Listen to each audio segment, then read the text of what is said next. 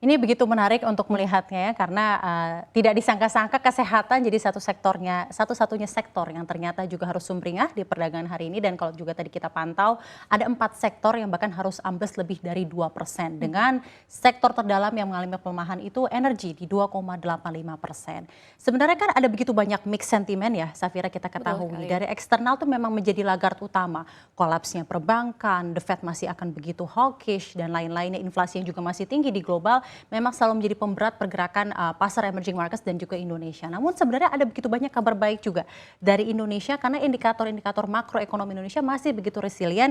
Ditambah lagi tadi baru saja ada pengumuman dari rapat Dewan Gubernur bahwa dengan indikator yang masih begitu robust untuk ekonomi Indonesia, ternyata dari moneter sendiri masih menetapkan suku bunga BI 7 Days Reverse Repo Rate di 5,75%. Mungkin Safira bisa mengelaborasi lebih lanjut kebijakan ini dan bagaimana dampaknya terhadap IHSG. Iya baik Syafrina, terima kasih. Memang kalau kita lihat pemirsa, pelaku pasar ini mesti mencermati begitu ya sejumlah sentimen penggerak pasar hari ini dari dalam negeri. Tentu saja tadi kalau kita lihat ada Bank Indonesia yang mempertahankan suku bunga acuan pada bulan ini setelah huru-hara kalau kita bilang ya, huru-hara yang terjadi di Amerika Serikat.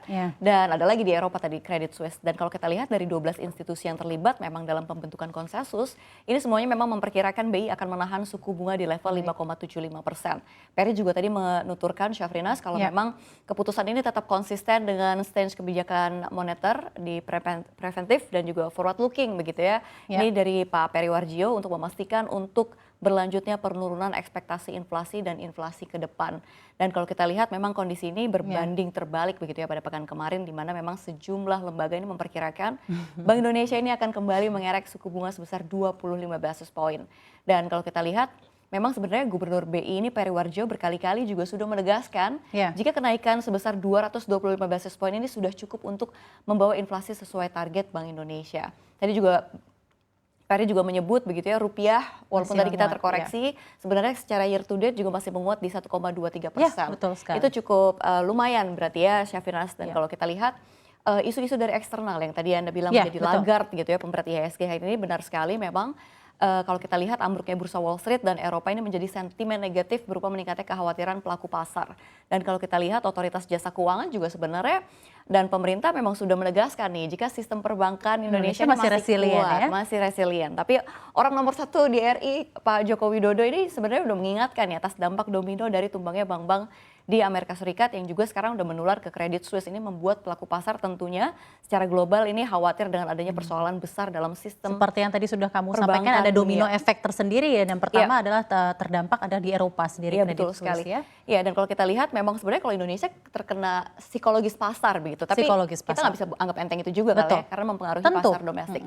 Dan kalau kita lihat efek domino krisis keuangan perbankan regional Amerika Serikat ini dipicu oleh kegagalan Silicon Valley Bank. Pemirsa tentu saja dari kemarin isu ini masih mencuat sekali begitu hangat begitu dan mencapai daratan Eropa. Dan kalau kita lihat bank raksasa Credit Suisse ini menjadi calon korban pertama dengan saham perusahaan diperdagangkan. Langsung ada transmission effect dan domino efeknya setelah menjalar dari Amerika ke Eropa. Itu dia, setelah pernyataan negatif dari pemilik saham terbesar Saudi National Bank atau SNB.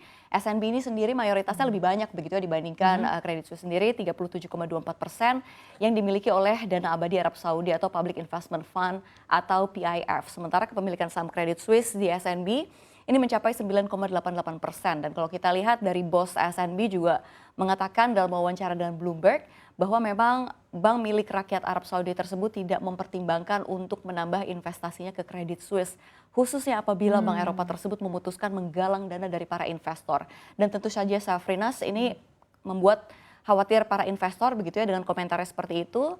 Dan kalau kita lihat pemegang saham Credit Suisse juga telah mengisyaratkan nih ketakutan selama berbulan-bulan akan kemampuan bank tersebut untuk menghasilkan uang dan khawatir bahwa mereka mungkin meminta dana dari pemegang saham lagi. Nah tentu hal tersebut berpotensi menjadi jauh lebih sulit begitu ya jika memang pemegang saham terbesar bank mengatakan tidak akan mengambil bagian dalam penggalangan dana lebih lanjut.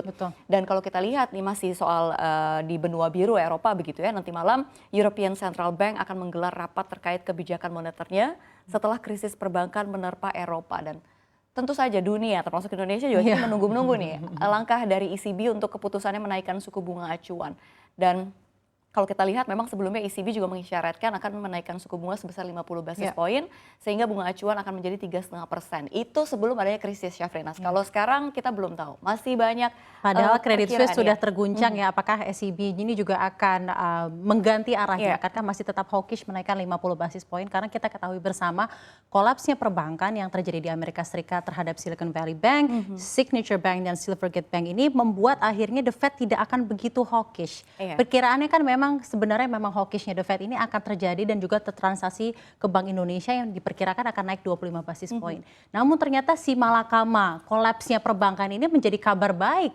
Karena The Fed dilema, betul sekali. Karena The Fed akhirnya memutuskan untuk lebih tempering lagi 25 basis poin. Konsensus mengatakan dengan adanya yang terjadi kolapsnya perbankan, mini krisis kita menyebutnya. Tadi juga kita lihat sebenarnya juga langsung tercermin ke beberapa sektoral di IHSG. Ada bahkan 4 sektor yang harus melemah lebih dari 2%. Dan sektor-sektor jagoan IHSG ternyata juga memang pada hari ini langsung tercermin pada pergerakannya itu juga melemah lebih dari 2%. Mungkin Anda bisa sedikit mengulas mengenai sektor-sektor yang menjadi andalan dalam bursa domestik kita? Betul sekali. Ini kita isu sudah 2-3 hari ke belakang begitu ya, dan tentu aja sektor perbankan, sektor finansial yang akan terdampak lebih dulu begitu. Apalagi kalau kita lihat bank-bank emiten dalam negeri yang memiliki kapitalisasi pasar tinggi sekali, BBCA begitu ya, yang 0,3%, pasti tentu akan menggerakkan IHSG begitu ya, sangat berpengaruh sekali kepada IHSG kita. Dan kalau kita lihat juga saham teknologi ada Gojek, Goto, Tokopedia yang terkoreksi juga 3,3%. Ya kalau kita lihat BBMR, tapi sebenarnya BBCA kalau kita lihat ya hari ini dia baru melakukan RUPS gitu ya, bisa saja itu ada berbagi dividen begitu ya, sangat besar sekali dan tentu juga pasti ada dari pelaku pasar juga. Rp205 loh per dividen. Betul. Jadi begitu menggiurkan juga untuk para pemegang untuk saham. aksi profit Namun ternyata taking malah ya, harus melemah ya, jadi profit taking juga. Iya betul sekali. Bank BCA sekarang terkoreksi 0,3%, lalu Bank Mandiri nyaris 2% di 1,99%. Sementara BBRI, BBNI ini berada di zona penguatan di 1,7% dan 0,64%. Dan ada juga sektor-sektor komoditas begitu ya. Kalau kita lihat memang sebenarnya ada sektor batu bara, dan kalau kita lihat sektor batu bara ada beberapa Adro, ada Medco, ada ITMG dan PTBA. Kalau kita lihat memang harga batu bara ini terus melemah, Syafrinas. Kalau kita lihat pada perdagangan kemarin saja harga batu bara kontrak April di pasar ICE Newcastle ini ditutup di posisi $180 per tonnya, dan ini harganya jatuh 3,74%. Harga tersebut adalah yang terendah sejak 20 Februari 2023. Dan kalau kita lihat pelemahan kemarin ini memperpanjang tren negatif si harga batu bara yang juga memang melemah pada Senin pekan ini. Jadi artinya dalam 3 hari perdagangan terakhir memang harga si pasir hitam ini memang udah ambruk hampir 7%, Syafrinas. Kalau kita lihat ada Adaro Energi yang terkoreksi 4%, Medco nyaris 7% di 6,99%, ITMG 1,85%, Bukit Asam 4,2%. Ini batubara melemah begitu ya, tentu saja setelah China mengumumkan kenaikan produksi pada Januari Februari 2023, dan kita lihat Tiongkok juga diperkirakan tidak akan membeli harga batubara kokas dari Australia secara besar-besaran karena memang masih lusuhnya industri dan mahalnya harga batubara kokas. Dan kalau kita lihat ada juga tadi nikel dan kita beberapa komoditas tentunya, apalagi Pak Presiden Jokowi mau fight di WTO begitu ya, dan ini tentu sempat mempengaruhi beberapa emiten-emiten nikel di tanah air.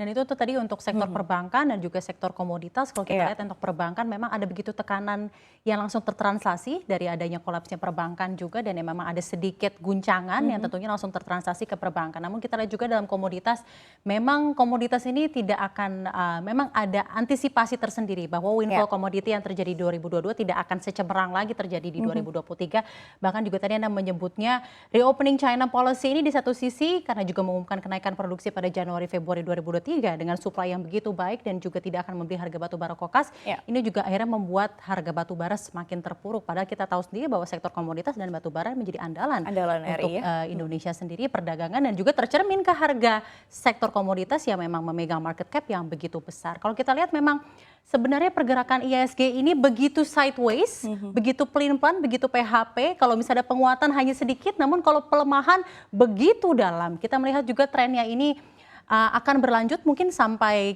sell in May, kita juga belum tahu kita karena lihat masih sampai tanggal 21-22 begitu ya, ketika The Fed akan mengumumkan suku bunga acuan, dan tentu ini masih akan menggerakkan pasar dengan ketidakpastian begitu ya, karena memang lagi-lagi memang kita berpatokan semuanya pada Bank Sentral Amerika Lagi-lagi Serikat, faktor eksternal ini menjadi lagar terkuat. Iya, dan kita Apakah harapkan yang ada terjadi? sentimen-sentimen dalam negeri begitu ya yang bisa mengangkat pergerakan IHSG tentunya, Syafrina. Ditambah lagi terjadi 21 sampai 22 Maret ini FOMC. Iya. Kita nantikan apakah wait and see ini akan terus berlanjut, karena kalau tidak ya pergerakannya akan begitu sideways dengan kecenderungan untuk downstream atau terus melemah. Terima kasih Iya. banyak analisisnya yang begitu mendalam. Terima Safira. kasih,